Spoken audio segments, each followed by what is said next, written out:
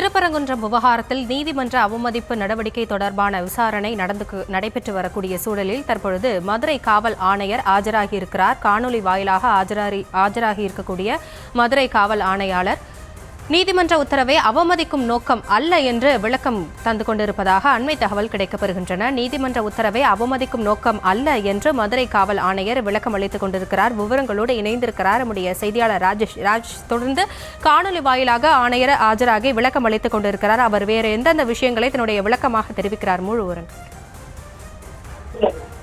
வணக்கம். தற்போது மதுரை காவல் ஆணையர் லோகநாதன் காணொலி காட்சி வாயிலாக இணைந்ததை தொடர்ந்து மதுரை மாவட்ட ஆட்சியரும் தற்போது காணொலி வாயிலாக இணைந்திருக்கின்றார். நேற்றைய மோதல் தொடர்பாக தற்போது ஏன் 144 தடை உத்தரவு பிறப்பிக்கப்பட்டது எனவும் விளக்கம் கொடுக்கப்பட்டிருக்கின்றது.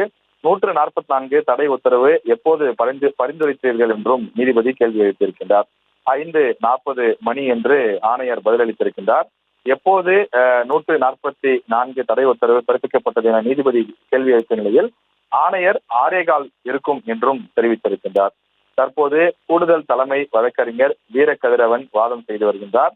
நேற்றைய காவல்துறை நடவடிக்கையால் யாரும் பாதிக்கப்படவில்லை எனவும் கூட்டத்தை கட்டுப்படுத்தவே தடை உத்தரவு பிறப்பிக்கப்பட்டதாகவும் தெரிவிக்கப்பட்டிருக்கிறது.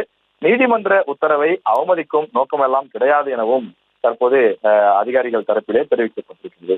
கூட்டத்தை கட்டுப்படுத்தவே மேல்முறையீடும் செய்யப்பட்டது எனவும் மாவட்ட ஆட்சியர் காணொலியிலே தற்போது இணைந்திருக்கின்றார். காவல்துறை ஆணையர் தற்போது நீதிமன்றத்தை அவமதிப்பது, நீதிமன்ற உத்தரவை செயல்படுத்தாமல் இருப்பது எங்களுடைய நோக்கம் கிடையாது.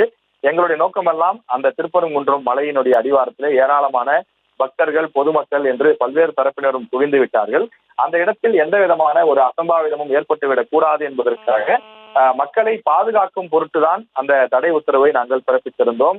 அதன் காரணமாகத்தான் அந்த நடவடிக்கைகளை மேற்கொண்டோம். மற்றபடி நீதிமன்றம் கொடுத்த அந்த தீர்ப்பை, அந்த வாதங்களை, அந்த விஷயங்களை நாங்கள் எந்த வகையிலும் நாங்கள் புறக்கணிக்கவில்லை என்று தெரிவித்திருக்கிறார்கள். இந்த உத்தரவு தற்போது வாசிக்கப்பட்டிருக்கிறது. மாவட்ட ஆட்சியரும் தற்போது காணொலி காட்சியிலே தற்போது இணைந்திருக்கின்றார்.